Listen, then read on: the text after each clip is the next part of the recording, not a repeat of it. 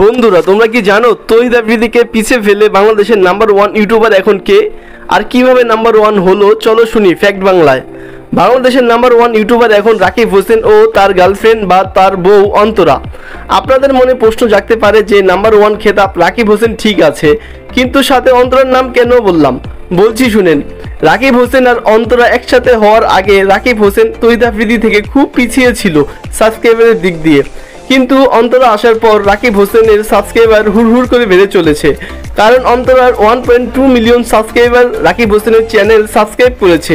এতে তারা দুজন মিলে সাবস্ক্রাইব দিয়ে আপনাদের চোখে নাম্বার 1 ইউটিউবার হলেও কিন্তু তৌহিদ আফ্রিদি একাই তার চেয়ে মাত্র 50,000 সাবস্ক্রাইবার পিছিয়ে।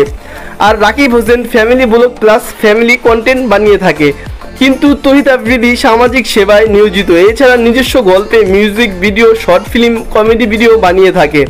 সো রাকিব হোসেন আর অন্তরা সাবস্ক্রাইবারের দিক দিয়ে এগিয়ে থাকলেও সামাজিক কাজে ও বাস্তবতায় তৌহিদ আফ্রিদি ভাই এগিয়ে। So winner is Tawhid Afridi.